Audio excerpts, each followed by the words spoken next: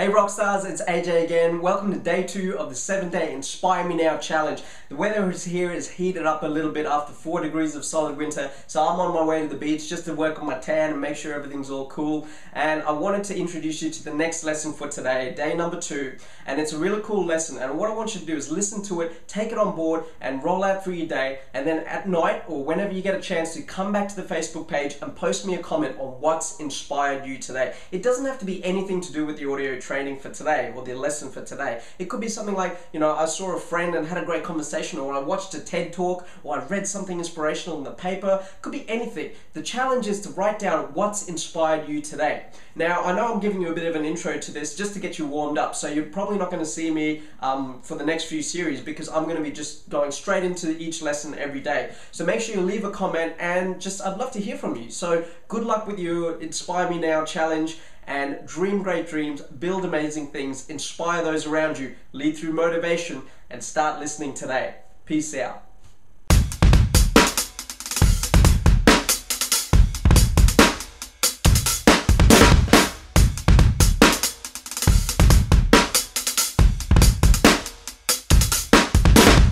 Lesson 11, Personal Policy.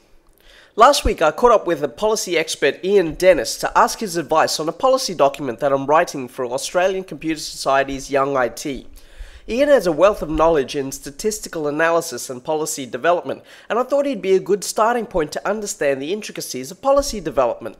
During the hour or so that I spent with Ian, he outlined his simple strategy for writing policy and gave me some useful tips and tricks on writing effective policy, as well as some reference websites to help me strengthen my own policy document. Thanks for all your help, Ian. Now all I have to do is follow your advice.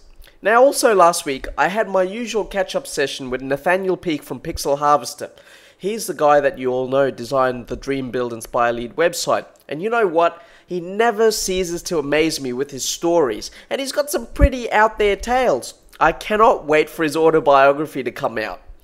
During lunch, he said something very interesting, and again really out there. We were talking about his inability to get broadband, fast internet into his apartment, and how he was being too nice about it at all and wasn't complaining enough to his service providers to get results. He said to me, "I don't get angry very often. I don't have time in my life to get angry."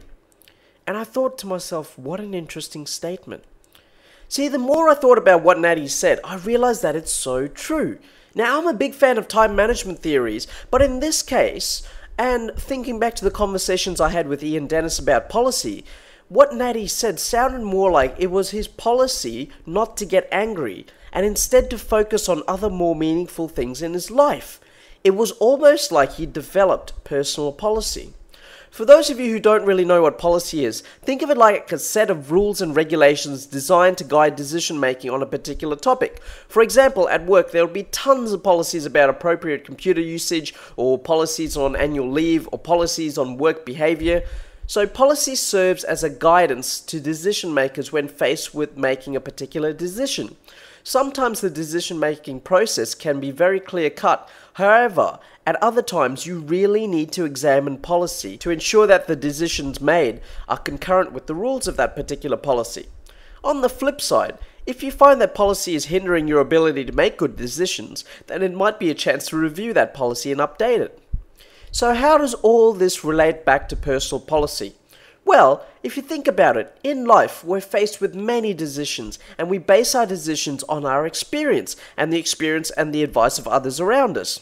By developing our own personal policy, we're able to make better decisions, especially in less than ideal circumstances. For example, if you decided that you wanted to save up for a deposit on a house and all your friends wanted you to go out and spend money with them, then you might be more inclined to stick to your policy and save the money instead. You formulate your policy on what's most important to you, and you work from there. The challenge. Come up with 5 rules that you wish to incorporate into your personal policy.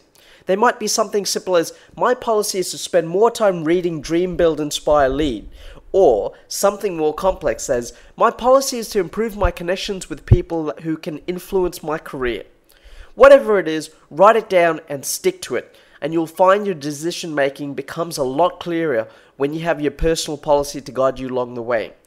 Dream, build, inspire, lead, and get cracking on your personal policy now.